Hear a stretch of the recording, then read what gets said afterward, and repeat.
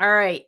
Do life in the body you love chicks. Let's chat GLP-1s, the weight loss shots. I think my stance on this is going to surprise some of you. So I'm calling this like my secret behind the scenes conversations that I'm having about Ozempic. And really, it's not that it's a secret, my stance on it. I speak openly with my clients and whomever asks my opinion about this all the time.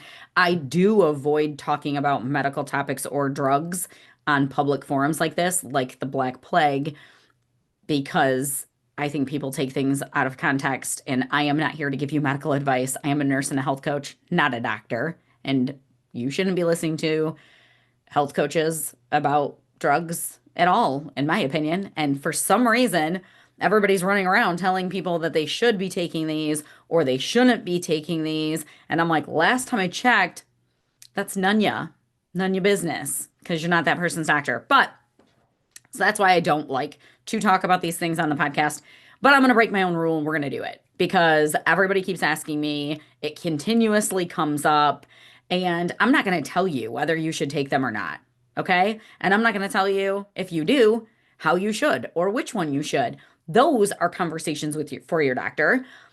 But I'll give you the behind the scenes about some of the conversations that I'm having with people and like how I think about things if I am considering doing something. Because if y'all think I haven't even thought about these drugs, you wrong. Everybody's thought about these drugs.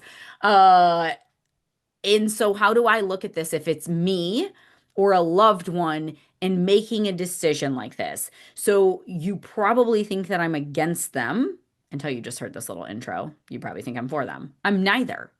I'm neither. I am GLP-1 agnostic. Okay. What I am for, though, can kind of frame where we go with this conversation. So I am for people, I was going to say women, but really all people feeling the best that they can possibly feel and making that as easy as it can be. As easy as it can be. I am not of the mindset that we get some sort of style points for making things more difficult. First of all, weight, obesity, diabetes, heart disease, all the things that come along with living in a first world country now because of our abundance of food, mostly toxic food that's so freaking good. All of those things have serious consequences, and it is really difficult to rein all of that in. And so I don't believe in old school, you got to have grit. I'm like, just get the job done. So anything that's going to help you get the job done, I'm here for it. But then we got to dive a little bit deeper and go, but at what cost? Because there's always trade-offs, right?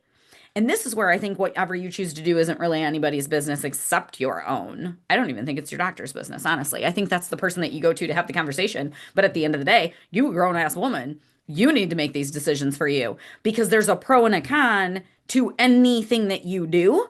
There's also a pro and a con in anything that you decide not to do, right? Because there's a benefit that you could be saying no to. So if you're going to look at this and go, all right, my thing about any intervention, whether it's a drug, a diet, a way of working out, a supplement. Okay. What benefit do you hope to receive from the thing? That's always the starting point. If somebody's like, should I take magnesium? I mean, my first thought is like, well, all right, everybody's depleted pretty much and it's probably safe. So fine, whatever, do it if you want. But even that, I'm like, why? What's the benefit? Why do you think you want to take it? So same thing with the drugs. What is your goal for your body and your health? Obviously lose weight, but everybody wants to lose weight. What's your real goal? You want to lose a certain amount? You want to lose it in a certain time frame? Do you want to lose it and keep it off? These are all different things. Losing weight is one thing, keeping it off is another. So then that brings us to the point that everybody raises about why you shouldn't go on them because you have to stay on them forever to maintain the results. That's probably true. I mean, that's how most of the research is looking. However, we'll get to why I think that might not be true in just a second. I think you can probably prevent that. But nonetheless, let's assume for a minute that you would have to stay on it forever in order to keep the benefit. Aren't there other things we stay on forever? Now, if you just don't want to stay on a drug forever, like I just don't want to, I just don't want to. That's how I feel too. But there are some things I would stay on forever. If I needed thyroid medicine, I would freaking take it. I could just walk around with low thyroid. If I could find a freaking statin for this crazy ass cholesterol of mine that didn't put me on the couch for weeks at a time, I need to jump down that rabbit hole myself later. Would I do it? Yeah. I'm all about not having a heart attack in my 40s or my 50s, like half my family members. Would I take a statin to prevent that? Me personally? Yeah. Yeah, I absolutely would. I'm just having some side effects right now. So there's medications that people are willing to take forever. If you're somebody who your weight is impacting your health and you stay on something forever to control it, to me, I just don't see how that's really any different. Now, if you want to go get you some Ozempic from those websites where they're just compounding shit and mailing it to you and like who knows what you're really even getting, and because your doctor won't give it to you because you only have like 10 pounds to lose and your doctor's like, no, get on the treadmill. Which by the way, the last 10 pounds is sometimes the hardest. Girl, I know it. Okay. I am not downplaying that. But nonetheless, if it's vanity weight, so it's called, I hate that term, by the way. Any weight that you want to get off, it's valid. And I feel like calling it vanity weight minimizes it, minimizes our struggle. But the reality is, it's not like impacting your health, and you're just like, I've just got this little bit of a muffin top when I pull up my jeans, whatever. I can see not wanting to stay on a drug for that reason for the rest of your life. But again, that's not my call to make either. It's yours. So I don't think that this whole, well, you have to stay on it forever thing is a justifiable reason to judge people who want to take it, right? Oh, you're gonna have to live on that forever. Yeah. If it gives them benefit and makes them happy and healthy and they have to take it forever, what's it any of your business? Like, quit putting morality onto this, right? Oh, you took the easy way out. I'm sorry, but being very overweight isn't exactly easy. If you're very overweight and you're perfectly happy and you're healthy, and I love that for you. I'm not putting judgment on that. But some people aren't happy and healthy and they're overweight and they are trying. They're trying really hard. And if you don't have that body type and you haven't had to try that hard, you don't get to pass judgment on what somebody chooses to do and tell them that they're taking the easy way out. Now, conversely, if you don't want to stay on a medication forever and you know that going into it, and you're not willing to make some lifestyle changes and you're just going to take a medication, it ain't going to work. It's going to work until it doesn't. And you're probably going to be putting your body in a worse situation down the road than you are starting. So I like to have a long-term focus on things, right? I'm not saying you shouldn't take the meds if you just want to lose 10 or 20 or 50 pounds. I'm not saying that. But you got to be willing to do the work to change your habits while you're using it, preferably maybe even start a little bit before, really. Um, because otherwise you are going to regain it, but that's not the worst, in my opinion. So let me pause for a little water break here. I've had a lot of clients who have come to us in Keep It Off Academy after they've regained weight on GLP-1s. They were on them, they lost, they came off of them either because they had side effects. They were like, I just can't deal with this nausea anymore. I never poop. Like my gastroparesis is so bad. Whatever the thing is, and so they come off of it, or their insurance stopped paying for it, or they just decided, like, I just can't live on this anymore. Whatever their reasons are, they're their reasons. They gain them back. The drug is not unique in what I'm about to say, by the way. Okay. But it is true that there's muscle wasting that happens on this drug. But that's true of any diet that is extreme. Any time that you are grossly under eating, which is the only way that you lose weight rapid, you grossly under eat. So it doesn't matter what the mechanism is. Maybe you have the willpower of a freaking boss and you're like, I just fast all the time. I eat one meal a day. It's like 500 calories. God bless you, sister. I don't know how you do it. I ain't the one. But it ain't good for you either. You're losing weight too fast through sheer willpower. Okay. Or you take Adipex. Let's go back to the drug of, 20 years ago. I can't tell you how much I wanted Adipex until my doctor finally was like, "Oh, you've gained enough weight that I'll give you Adipex." And I was like, "How dare you?" The reality is, I'm way too hyper for stimulants. But if you can handle stimulants and you go pop in your Adipex, you're running around like the Energizer Bunny and you're not eating nearly as much as you usually do because you're all cracked out on your Adipex. God bless. Do you? I didn't even mean that in judgment. I'm just silly. Uh, all right. But if you're not eating enough food, you're going to lose muscle. So, same thing with the drugs, same thing with bariatric surgery, same thing with anything that you're doing. If you're under eating, you lose muscle, period. Especially if you're not strength training and getting adequate amounts of protein. All weight loss, if you don't get enough protein and strength train, all weight loss will cause muscle loss. All of it. All of it. This is not unique to GLP-1s. I've been preaching this same message to women well before GLP-1s got popular. If you've been in my world for a minute, you know that this is true. This is the hill that I will die on. Women have no business losing weight without doing strength training. I'm just kidding. It's not that you don't have any business doing it. We have plenty of clients who lose 10, 20, 30, 40, 50 pounds before we even get them doing any sort of strength training because we need to get things done with food first. And so we're not layering that in yet, okay? So that was just a silly blanket statement. Of course, you can lose weight without strength training, but the point is we should all be protecting our muscle as we lose weight, whether you choose to use the GLP-1s or not. But now, since the drugs are what we're talking about, let's say you lose 50 pounds. You're not doing any strength training. You're probably only eating like 1,000 calories, 12,000 calories, maybe less, depending on the dose that you went up to and how nauseous you were and how much appetite suppressing effect you had. Uh, you've lost more muscle. Now you come off of the medication, your metabolic rate is lower than it used to be because all weight loss causes a drop in your metabolism. But if you lose weight fast, it drops more. And now you've lost muscle, which is another hit to your metabolism because the more muscle you have on your body, the more calories you're burning while you're up moving around. Now, let's compound this because we're women, so we already have a lower muscle mass.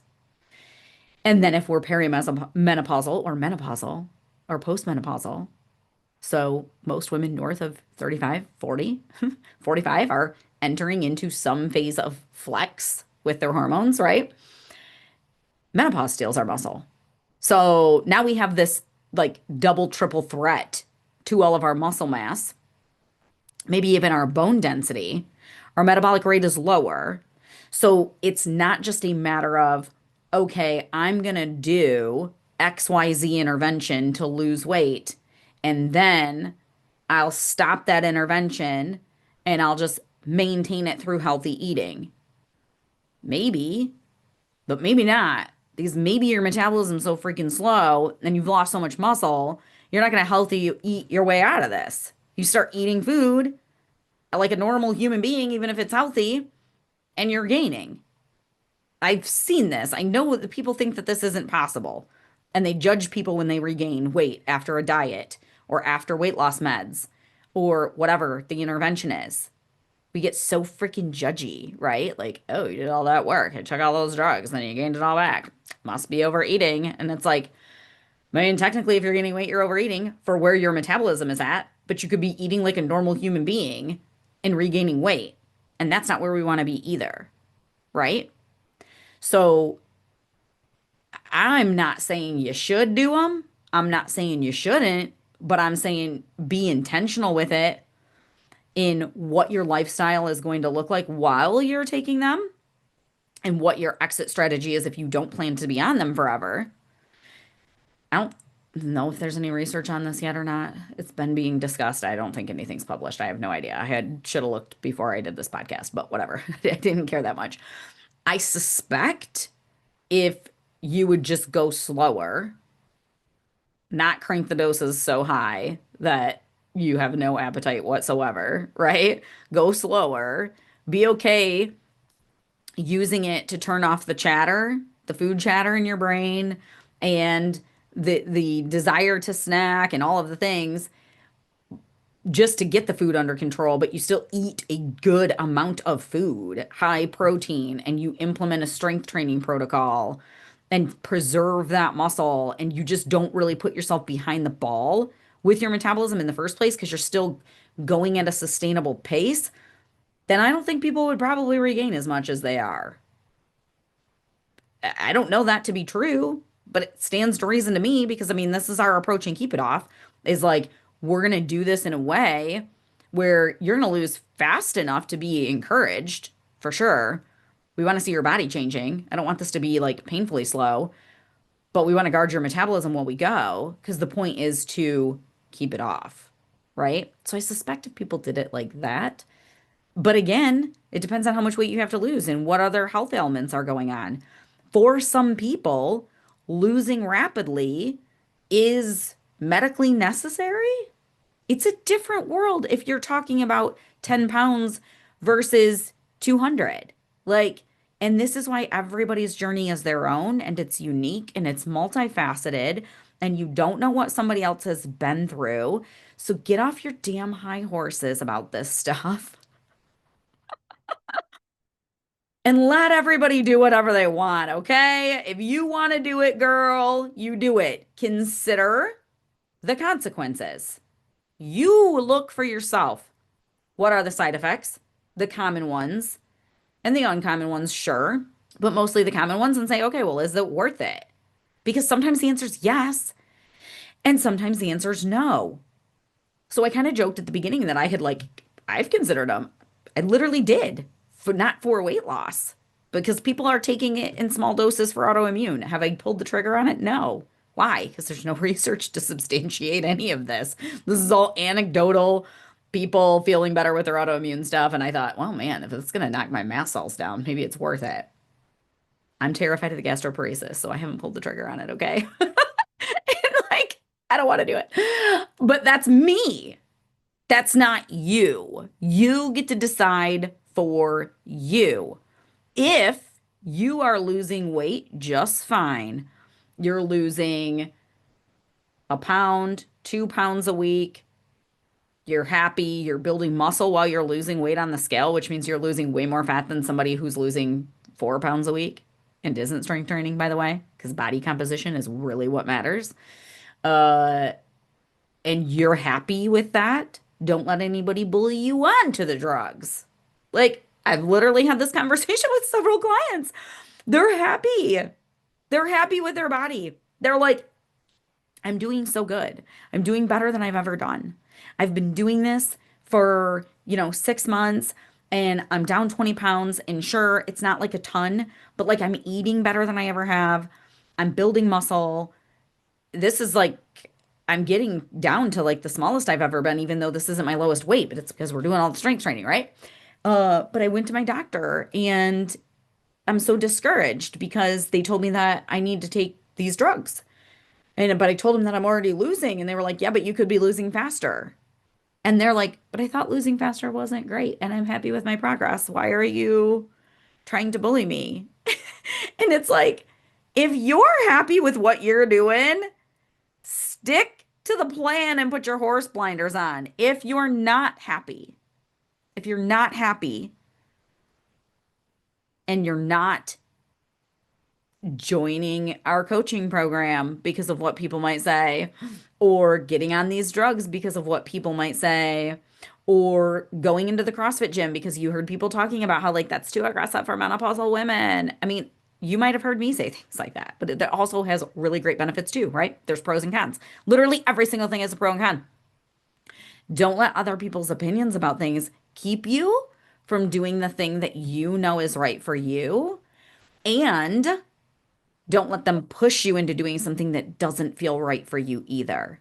It might be right for your friend Sally to go on the drugs. And as much as you're like, damn, she's losing weight so fast, and I want that. I'm over here doing all this bullshit, and I'm only losing a pound a week. Well, if that irritates you enough, fine, go get on the meds. But if it really doesn't, if you're like, if I weren't looking at Sally's journey and I were only with my eyes on my own paper, my eyes were on my own paper. If you guys can hear my dog, I'm sorry. And I am actually happy if I'm not looking at what anybody else is doing. I'm actually happy doing what I'm doing. And there's no medical reason that you need to go on the drugs and you're losing weight just fine. Then just do you, boo. Put your horse blinders on.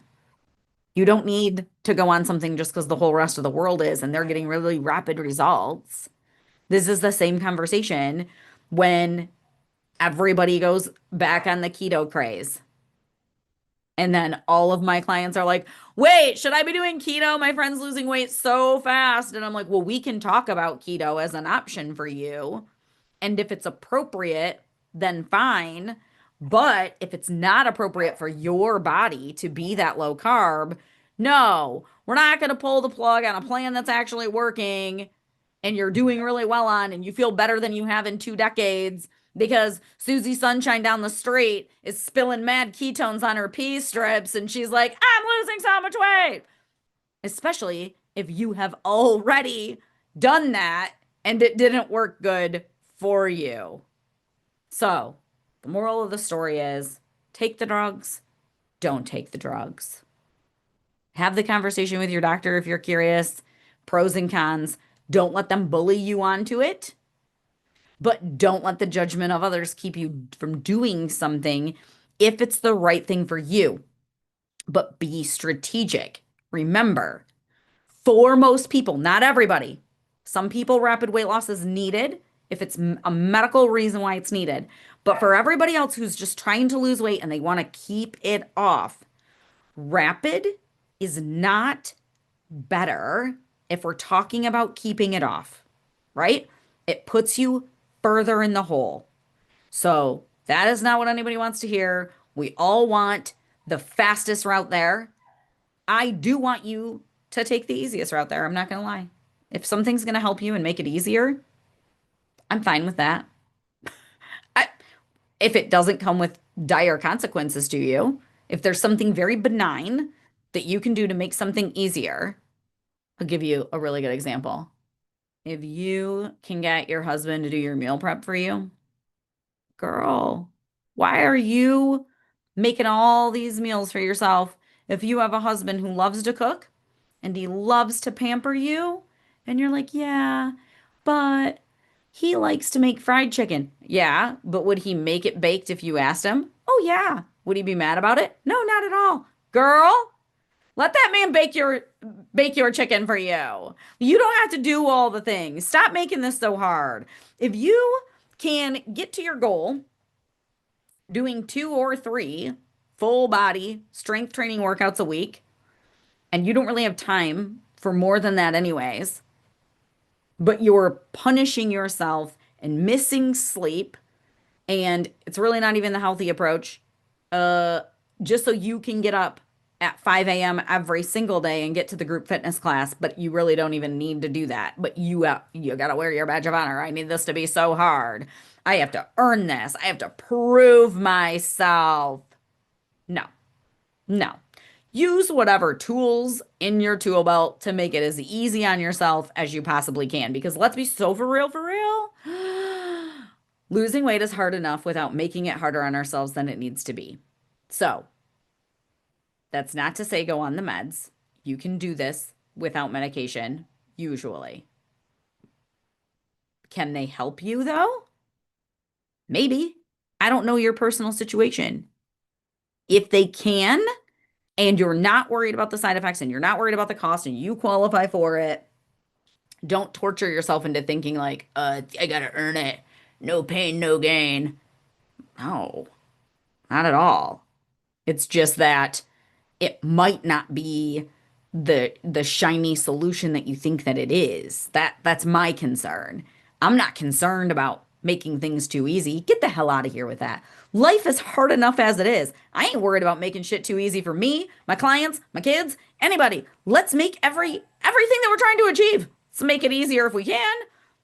But sometimes at the sake of making things easier sets us up for not so great consequences down the road.